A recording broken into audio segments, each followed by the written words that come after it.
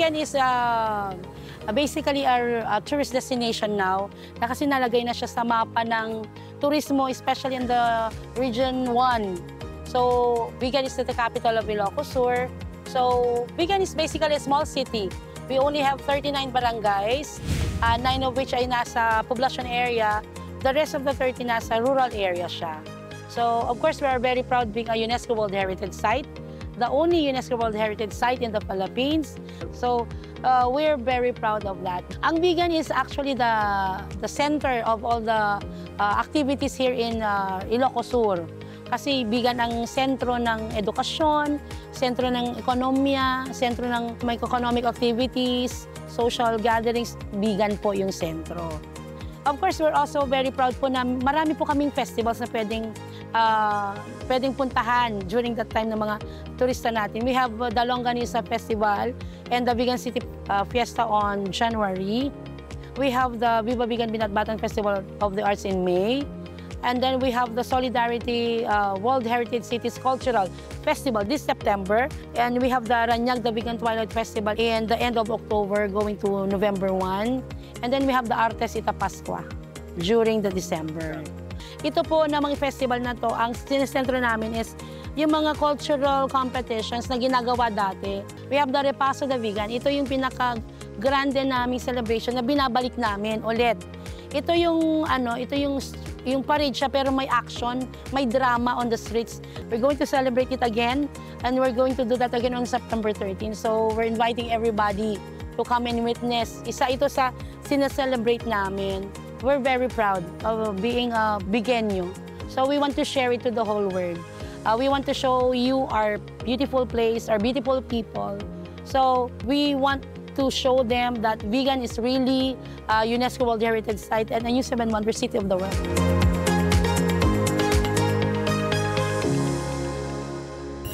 Tayo'y nagbabalik pa rin dito po sa Kaitanan Action with Boy Abunda, Alan Pia Pic. Magkakaroon tayo ng kwentuhang kutsero. Dahil ang ating makakasama ngayong gabi ay mga miyembro po ng Asosasyon de Kutsero de Vigan. Palakpakan po natin. Maraming salamat. Kuya Boy, di ba, sabi ng mga turista, iba daw talaga yung naglalakad, iba din yung nagbike, pero iba daw yung nakasakay ka, di ba? Talaga sa kalesa at kasama mo yung tour guide mong kutsero. Iba daw yung historical perspective, kaya subukan nyo po. Ganda naman, di ba? Kuya, pero history din na ang lolo namin kutsero. Oh. Ang tatay ni Senator Rene Cayetano, kutsero po siya. Hindi yan nakapagtapos ng pag-aaral, pero napag-aaral niya lahat ng anak niya sa pagkukutsero niya. Napakagandang trivia noon. Ang magandang balita ho dito, pero batiin ho muna natin. Andito si Glenmar, Carlos, Barbaro, Mario, Sofia. Maraming salamat. Kayong lima ang inyong makakalaban sa ating Alan Pia Pic ay si Kuya Alan. Samantala, dito naman ay si Camilo, Arnel, Jason, Fabian at si Nanay Ditas. Ang inyong makakalaro naman ay si Ate Pia. Kung kayo'y suswertihin at natalo nyo si Ate Pia at Kuya Alan, kayo mag-uuwi ng 5,000 pesos! Pag hindi naman pinalad, abay, walang talo dito dahil kayo'y mananalo pa rin ng 3,000 pesos. Umpisahan natin dito kina Nanay Ditas.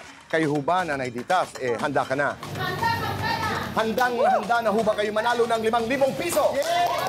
Okay, umpisahan na natin in 3, 2, 1, go! 5,000 pesos! Wow! Galing naman. Salamat, Nanay. Go! Okay. 5,000 pesos. Fabian, okay. Go! 3,000 pesos. 3,000 pesos. Ready? Go! Okay.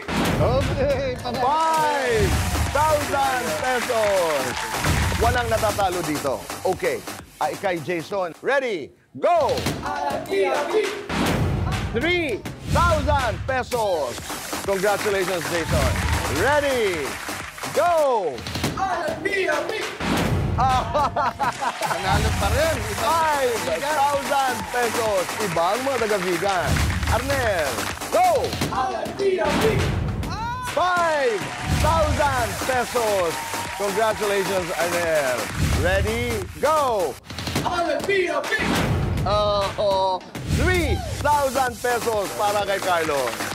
Mang Camilo, go!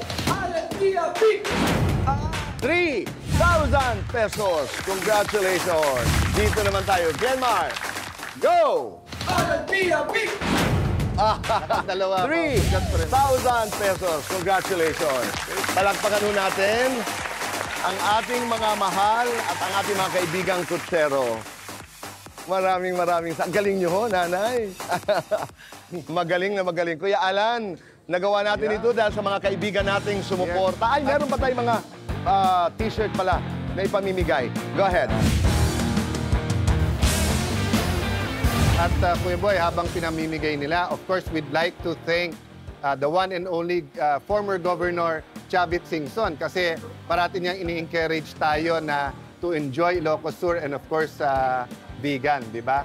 Ang local government ng Vigan, led of course by Mayor Randy Singson, ang tumulong at nag-ayos talaga na makapag-shoot tayo Dito. all around Oo. Vigan. And then of course, Governor Jerry, maraming salamat sa iyo.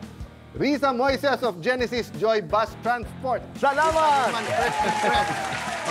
Fresh na fresh si Kuya Boy kahit na ilang oras ang biyahe. Thank you very much, Risa. Kami naman fresh na fresh ang tulog at nag-enjoy. Hindi lang si ate, siyempre si Lani because of La Casa and Vigan Plaza Hotel. Thank you sa inyo. And then SNG Travel and Tours, thank you sa inyo. Actually, Kuya Boy, ang dami nating gustong banggitin na mga cafe, restaurants, coffee shops, di ba?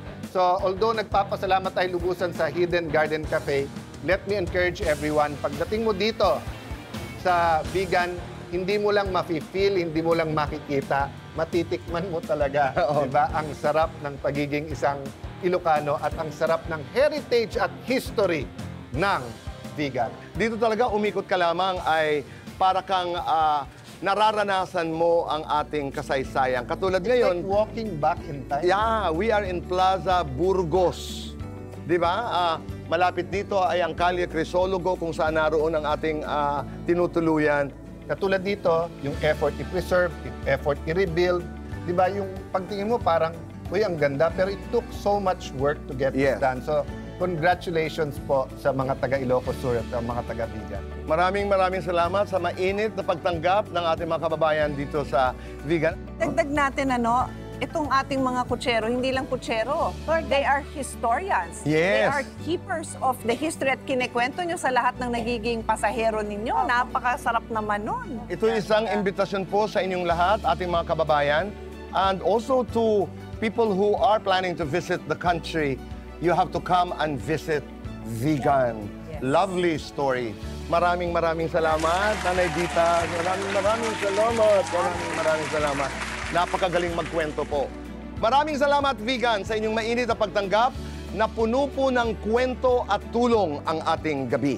Hindi lang ganda ng lugar ang nakita natin, kundi ang tibay ng pamilyang Pilipino at ang kahalagahan ng pagkakaisa sa paglutas ng problema. Idagdag ko nga dyan, yung pagpe-preserve dito, dala yan ng bawat Pilipino, bawat kutsero, bawat Ilocano na nagmamalasakit para sa kanyang probinsya. Nabanggit mo na bawat Ilocano, kaya hindi pa tayo dito nagtatapos. May mga kwentong Ilocano pa tayong bibigyan ng pansin at tutulong tayo muli sa susunod na linggo. Katulad ng kwento ng Vigan at paano ito sinave nung digmaan, iniiwan po namin ang aming mga puso dito sa Vigan na punong-puno po ng pasasalamat. Muli nating babalikan at babalik-balikan ang Vigan dito lamang po sa Cayetano in Action! Cayetano in Action!